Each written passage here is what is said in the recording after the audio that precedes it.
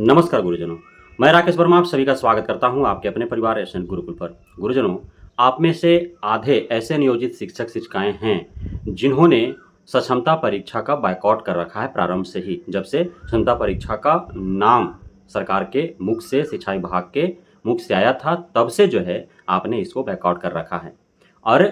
आप बायकॉट जो कर रखे हैं उसका महत्वपूर्ण 5 बिंदु थे, जिनमें से सबसे जो मजबूत बिंदु था आपका वह था कि जिला बदर आप होना नहीं चाहते थे। आप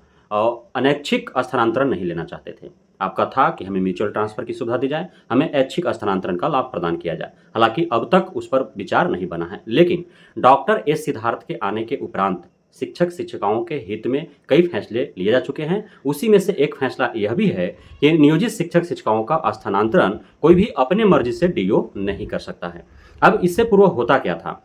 कि आप जहाँ पे जिस विद्यालय में पढ़ा रहे हैं और वहाँ पे प्रधानाध्यापक आपसे मजबूत है या कोई सहयोगी शिक्षक आपसे मजबूत है, आप किसी भी बात को लेकर के और आपका तू-तू मैं-मैं हो गया, मनमुटाव हो गया, तो आपको सबक सिखाने के लिए, बदला लेने के लिए जो है, चूँकि उसका बीओ से, डीओ से अच्छा पहचान है, तो उसका फ़ायदा उठा करके और आपका स्थानांतरण ऐसे जगह पर करवा देता था, जो सज़ा के तौर पर जो है आपको वो समझा जाता था। या फिर किसी बात को लेकर के आपका बीओ से तू-तू मैं-मैं हो गया, मनमुटाव हो गया, डीओ से हो गया, डीपीओ से हो गया, क्योंकि आप विभाग में हैं, जिस विभाग में कार्यरत हैं, उसमें कुछ 19-20 ऐसा होते रहता है, जिसको लेकर के अधिकारी, पदाधिकारी, कर्मचारी, शिक्षक शिक्षिकाओं का अधिकारियों से, अधिकारियों का शिक्षक शिक्षिकाओं से किसी न किसी बात को लेकर के तू-तू मैं-मैं होता है, उलझन झड़प होते रहता है। तो यदि ऐसा होता था तो सज़ा के तौर पर आपका जो है, चूँकि डीओ के हाथों में पावर था और वह उसका इस्तेमाल करके आपका स्थानांतरण कर देता था। या फिर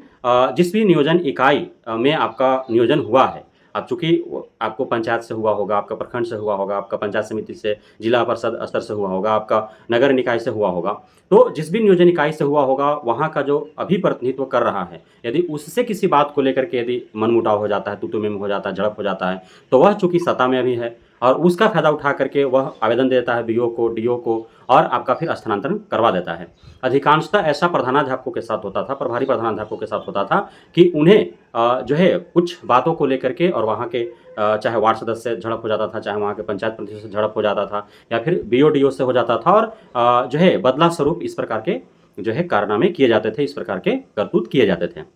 डॉक्टर एस सिद्धार्थ साहब ने पूरी तरह से इस पर पाबंदी लगा दिया और ऐसा नहीं कि सिर्फ उन्होंने एक जो है आसान शब्दों में कह दिया कि ठीक है, अभी क्षमता परीक्षा चल रहे हैं और उसमें आप देखते हैं कि कितने नियोजित शिक्षक शिक्षिकाएं उसमें सम्मिलित हो पाते हैं और क्षमता परीक्षा के जरिए तो स्थानांतरण हो ही जा रहा है, इसलिए ऐसे नॉर्मली स्थानांतरण किसी का नहीं किया जाए, ऐसे नहीं, सामान्य भाषा में उन्होंने नहीं कहा, बल्कि कड़ी शब्दों में चेतावनी दिया है डीओ साहब को कि कोई भी डीओ किसी भी शिक्षक का स्थानांतरण नहीं करेगा जब तक कि शिक्षा विभाग अगले आदेश में स्थानांतरण हेतु स्वीकृति नहीं प्रदान करता है। यदि अपने मनमर्जी से कोई भी डीईओ किसी भी शिक्षक का स्थानांतरण कर देता है तो उस पर अनुशासनिक कार्रवाई होगा, उस पर दंडात्मक कार्रवाई होगा, उस पर कानूनी कार्रवाई होगा। ये कड़े लहजे में चेतावनी दे दी गई है डॉक्टर एस सिद्धार्थ के द्वारा। तो अब इसके बाद सभी डीओ जो है वो सख्ते में हैं और जो शिक्षक शिक्षिकाएं हैं उनका बल्ले बल्ले है कि चलो कम से कम क्षमता परीक्षा संपन्न होने में पूरी तरह से 1 साल तो लग ही जाएंगे, तो 1 साल तो आराम से रहेंगे, 1 साल तो उनका स्थानांतरण नहीं हो पाएगा। अब इसी बीच बहुत रिटायर भी हो जाएंगे, है ना। अब बहुत क्षमता परीक्षा देंगे तो वो उनका हो सकता है कि चॉइस डिस्ट्रिक्ट में अच्छा विद्यालय मिल जाए तो वहाँ चले जाएंगे, लेकिन सजा के तौर पर उनको कहीं स्थानांतरण का मार नहीं झेलना पड़ेगा, यह तय हो चुका है। डॉक्टर एस सिद्धार्थ ने यह कड़ी चेतावनी में कड़े लहजे में जो है डीओ को समझा दिया है, किसी को भी स्थानांतरण का मार नहीं झेलना पड़ेगा। तो जिस प्रकार से